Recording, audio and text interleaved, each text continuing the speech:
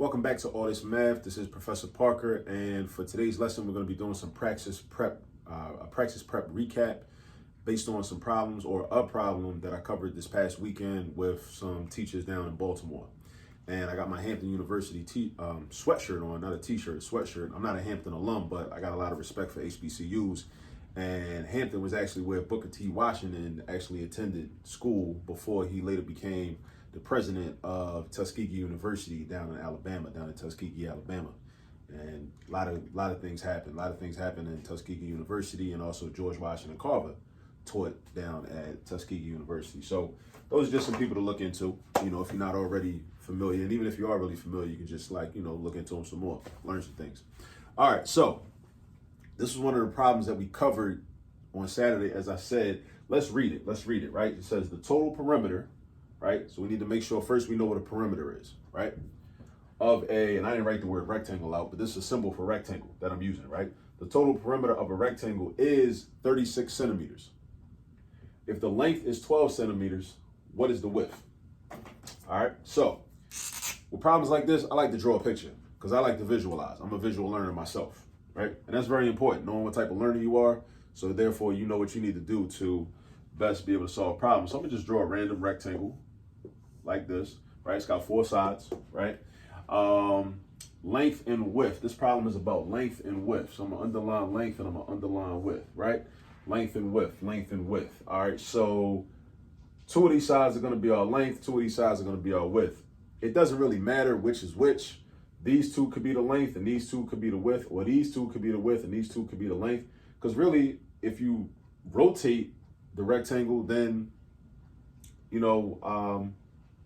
that would change everything, right? But as long as you have all four parts accounted for, then it's cool. Like, for example, when I think width, I think of wide, how wide something is horizontally. So naturally, I call this the width. So W and W will be the width. But what if this got rotated? Then it would be vertical. The width, the same dimension, would be vertical, right? So what I say all that to say is it don't really matter, right? So this is going to be our length. That's going to be our length. So we got two widths and two lengths. Now, perimeter is the total length around the entire shape. So all four sides added together. That's what perimeter is, right? The perimeter of any shape, really. It could be a triangle, trapezoid, whatever. Perimeter is all the way around, right? Even with a circle, except perimeter of a circle, we call that circumference. And we'll see some problems like that too. But that's not what we're doing here. Now, let's see. What information do we have? We know the whole thing is 36 centimeters. And we know the length is 12 centimeters. So what I could do is I could erase these L's and change them each into 12. So that means that this side is 12 and this side is 12, right? So this plus this plus this plus this is equal to 36. Now, because it's a rectangle, we also know that these two sides are equal to each other. We know that, just like these two sides are equal to each other. We know the left and the right are equal to each other. We know the top and the bottom are equal to each other. That's part of the definition of a rectangle. All right. So now we just got to figure out, okay, which is which is the answer. Now, this is a multiple choice question. So what we could do is just plug in the numbers and see which one works. Meaning, which numbers are going to give us a total length all the way around, or perimeter of 36. So right now, I know 12 and 12 is already taking up 24. That's going to be 24 centimeters. So I got to think to myself, well, what is the difference between 36 and 24? 36 and 24. Because that difference between 36 and 24 is going to be what the width is made up of. All right? But the width is two sides. So whatever the width is, we got to double that to equal the difference between 36 and 24. So one thing we could do is first say, okay, well, what is the difference between 36 and 24? Meaning we subtract. We do 36 minus 24. And this is one way to do it. It's one way to do it. 36 minus 24 is 12. So that means that the total length, or the total width, the total measurement, I should say, of these two put together must be 12, right? So don't make the mistake of picking B. B would be wrong. You know why B is wrong? It's because B means that this is 12 and this is 12. 12 and 12 add up to 24. You need a total amount, which is 12. 24 is more than that, all right? So don't fall for that. They put that answer there just to throw you off, all right? What about 3? 3 plus 3 is 6. 6 does not equal 12. So 3 is no good. When you get the letter C, You got 6 and 6. 6 and 6 does in fact equal 12. So C is the correct answer. All right, that's one way to do it. Now, if you want to take a more algebraic approach, you can check it like this. You can do it like this, right? First, start out with a formula. The formula for perimeter of a rectangle is 2L plus 2W equals P. L stands for length, W stands for width, P stands for perimeter. All right, 2 times the length plus 2 times the width is equal to the perimeter. I take whatever numbers I know and I fill them in for the letters. So I know that length is 12.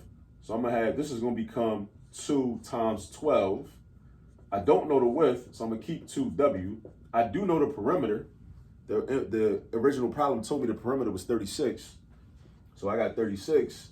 And now I just do a little bit of algebra. First, I simplify this part. This is going to become 24. So I got 24 plus 2W is equal to 36. Then I'm going to isolate the 2W. So I'm going to subtract 24 on the left side. I'm going to subtract 24 on the right side because with algebra, we always want to stay balanced. Whatever I do on the left side of the problem, I also need to do on the right side of the problem. 24s cancel out. 2W comes down. 36 take away 24 is going to be 12. Now I want to isolate the W, so I got to get rid of the 2. So the opposite of doing 2W means 2 times W, right? The opposite of multiplication is division. So that's what we got to do to get rid of this 2 and get W by itself. So we divide by 2 and we divide by 2. W is equal to 6. So this is another way to do the problem, right? Starting out with a formula, replacing the variables with numbers that we know. We know 12 and we know 36. We know this was 12, we know this was 36. Solve for W, right? Or a more intuitive way, one of the students on Saturday broke it down like this. If you know that these two sides add up to 12, you get 24. You know the whole perimeter is 36. You know the difference between 36 and 24 is 12. So you know intuitively that these two sides got to add up to 12. If you know that these two sides got to add up to 12, then you kind of just figure out what the answer is, right? And also you know that the two sides have to be equal, right? Because we're talking about a rectangle. Rectangles have 2 pairs of equal sides, the left side and the right side and the top and the bottom, right? So if you know these two sides got to add up to 12, you know it can't be like 8 and 4. You know it can't be 10 and 2. You know it can't be 11 and 1, right? Because those aren't equal. It can't be 5 and 7 because those aren't equal. Remember, we're dealing with a rectangle. We're dealing with a rectangle. And we got to understand the rules about the definition of a rectangle. We got to understand the rules that apply to the shapes that we're dealing with. So the two sides got to be equal. So I'm like, all right, I got to split 12. How would you split $12 with somebody and it be equal? Each person gets $6. It's the same exact concept. You can just transfer it to this geometry problem, right? Dealing with measurements. All right, so that's about it for this one. So what I recommend is finding some problems that look similar to this and working them out. You know, finding some problems online. You can go online and look up some problems dealing with perimeter of different shapes, perimeter of squares, perimeter of rectangles, and go practice what you understand. All right, because you see how to do it, but you really got to get some practice with it. All right, in order to commit it to memory.